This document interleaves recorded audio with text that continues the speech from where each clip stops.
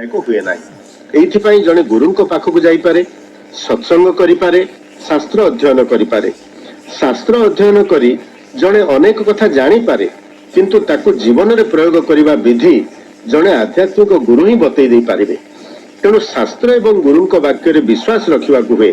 ଏହାକୁ ହିଁ କୁହାଯାଏ ଶ୍ରଦ୍ଧା। ଗୀତା ସମସ୍ତେ ପଢନ୍ତି, କିନ୍ତୁ ତାକୁ ବୁଝନ୍ତି କେତେ ଜଣ? କିନ୍ତୁ ଜଣେ ଗୁରୁ ତାର ମର୍ମ ବୁଝେଇ ଦେଲେ କେତେ ଆନନ୍ଦ ମିଳେ। ତେବେ ଶାସ୍ତ୍ର ବା ଗୁରୁ ଯାହା କହନ୍ତି ତାକୁ ଜୀବନରେ ପ୍ରୟୋଗ ନ କଲେ କିଛି ଫଳ ହୁଏ ନାହିଁ। ଗୀତାରେ କୁହାଯାଇଥିବା ଆତ୍ମଜ୍ଞାନର ସାଧନ ଉପାୟ ମାନଙ୍କ ଭିତରେ ଅମାନିତ୍ୱ ଏବଂ ଅଦମ୍ଭିତ୍ୱ ପରେ ତୃତୀୟଟି ହେଉଛି ଅହିଂସା। ଶରୀର, ମନ ଓ ବାଣୀ ସାହାଯ୍ୟରେ କାହାକୁ କଷ୍ଟ ନ ଦେବା ହେଉଛି ଅହିଂସା। କ୍ରୋଧ, ଲୋଭ ଏବଂ ମୋହରୁ ହିଂସା ଜାତ ହୁଏ। କେବେ ବି କୌଣସି ପରିସ୍ଥିତିରେ କାହାକୁ ତିଳେ ମାତ୍ର ଦୁଃଖ କଷ୍ଟ ଦେବାକୁ ହେବ ନାହିଁ। ଏହା ହିଁ ଅହିଂସା। ଶାରୀରିକ ହିଂସା ନ କଲେ ମଧ୍ୟ ଆମ କଥାରେ ହିଂସା ଫୁଟେ। କଥାକୁ ନ ଜଗିଲେ ଇଏ ବନ୍ଧୁକର ଗୁଳି ପରି ଖସିଯାଇ ଅନ୍ୟକୁ ବିଦ୍ଧ କରିଦିଏ। କାହାକୁ ଭଲ ପାଉନଥିଲେ, କାହା ପ୍ରତି ଈର୍ଷା ରାଗ ଥିଲେ ଆମ ମନ ଭିତରେ ତା ପ୍ରତି ହିଂସାଟି ଲୁଚିଥାଏ। ସୁଯୋଗ ପାଇଲା ମାତ୍ରେ ଇଏ କଥାର ରୂପ ନେଇ ବାହାରିଯାଏ।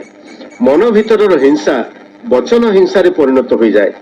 ଏହାର ବିପରୀତ କଥାଟି ହେଲା, ସମସ୍ତଙ୍କ ଭିତରେ ମୁଁ ହିଁ ତ ଅଛି, ମୁଁ କାହାକୁ ହିଂସା କରିବି?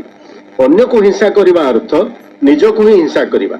ମୋର ଶତ୍ରୁ ହିଁ ନାହାନ୍ତି, ତେଣୁ ମନରେ ହିଂସା କାହିଁକି ରଖିବି? ଯଦି ଅଛି ତାକୁ ବାହାର କରିଦେବି। ବରଂ ମୋତେ ଯଦି କେହି ଶତ୍ରୁ ବୋଲି ଭାବେ ଏବଂ ହିଂସା ଆଚରଣ କରେ, ତେବେ ମୁଁ ତାକୁ ସହିଯିବି, ତାର ଅନ୍ତର ପରିବର୍ତ୍ତନ କରିବାର ଚେଷ୍ଟା କରିବି। ସବୁ ଆତ୍ମା ଏକ। ଏହି ଭାବ ଦୃଢ ହେଲେ କି ଜୀବ କି ଜଡ଼ କାହା ପ୍ରତି ମଧ୍ୟ ହିଂସା ରହିବ ନାହିଁ। ତେଣୁ ସ୍ୱରୂପ ଜ୍ଞାନ ହେଲେ ହିଂସା ଚାଲିଯିବ। ଚତୁର୍ଥ ସାଧନ ଉପାୟଟି ହେଲା କ୍ଷମା। କେହି ଜଣେ ଆମର ବିରୁଦ୍ଧାଚରଣ କଲେ, କୌଣସି ଅପରାଧ କରି ଦୋଷ ସ୍ୱୀକାର କଲେ, ତାକୁ ଦଣ୍ଡ ନ ଦେଇ ବା ପ୍ରତିଶୋଧ ନ ନେଇ ବା ଅନ୍ୟ ଉପାୟରେ ତାକୁ ଦଣ୍ଡ ନ ଦିଆଇବାର ଭାବନା ରଖିବା ହେଉଛି କ୍ଷମା। ଏଇଥିପାଇଁ ମନରେ ଯଥେଷ୍ଟ ସହିବା ଶକ୍ତି ଏବଂ ଉଦାର ଭାବ ଥିବା ଆବଶ୍ୟକ।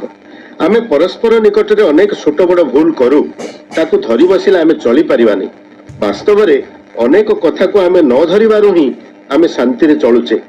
ଯେଉଁମାନେ ଛୋଟ ଛୋଟ ଭୁଲକୁ ଧରି ବସନ୍ତି, ଅନ୍ୟ ଲୋକଙ୍କୁ କ୍ଷମା ମାଗିବା ପାଇଁ ବାଧ୍ୟ କରନ୍ତି, ନହେଲେ ତା ବିରୁଦ୍ଧରେ ପ୍ରତିଶୋଧ ନେବା ପାଇଁ ଯୋଜନା କରନ୍ତି, ସେମାନେ ଅଶାନ୍ତିରେ ଘାଣ୍ଟି ହୁଅନ୍ତି।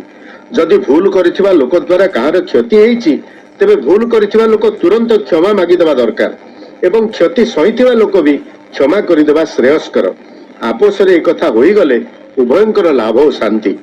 ସେଇଥିପାଇଁ ପଲ୍ଲୀକବି ନନ୍ଦକିଶୋର ବଳ ତାଙ୍କ ଶର୍ମିଷ୍ଠା କାବ୍ୟରେ ଶୁକ୍ରାଚାର୍ଯ୍ୟଙ୍କ ମୁହଁରେ କନ୍ୟା ଦେବଯାନୀକୁ କ୍ଷମାର ମହତ୍ଵ ବର୍ଣ୍ଣନା କରି ଲେଖିଛନ୍ତି, କ୍ଷମା କଲେ ଝିଅ କ୍ଷମା ତ ମିଳଇ, କ୍ଷମାର ନ ମିଳେ ଅନ୍ତ, କ୍ଷମାଦାତା ଆଉ କ୍ଷମାର ଗ୍ରହିତା ଏ ଭୁବନେ ଭାଗ୍ୟବନ୍ତ।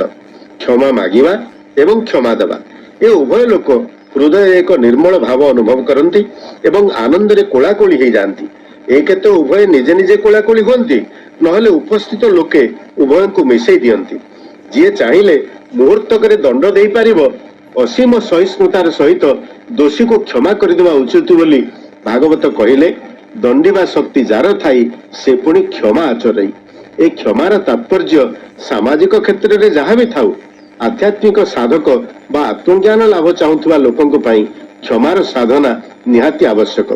କାରଣ ଏ କ୍ଷମା କଲେ ହିଁ ଅନ୍ୟ ଜଣକୁ ଆମ ଭଳି ଆତ୍ମା ବୋଲି ଆମେ ସ୍ୱୀକାର କରିବା। ସେ ମନୁଷ୍ୟ ହେଉ କି ପଶୁପକ୍ଷୀ, ଯେକୌଣସି ପ୍ରାଣୀ ହେଉ। ଆତ୍ମଜ୍ଞାନ ହେଲେ କ୍ଷମା କରିବାର ପ୍ରବଣତା ବଢ଼ିବ ଏବଂ କ୍ଷମା କରିବା ଅଭ୍ୟାସ କଲେ ଆତ୍ମଜ୍ଞାନ ଧୀରେ ଧୀରେ ସ୍ପଷ୍ଟ ହୋଇ ଉଠିବ।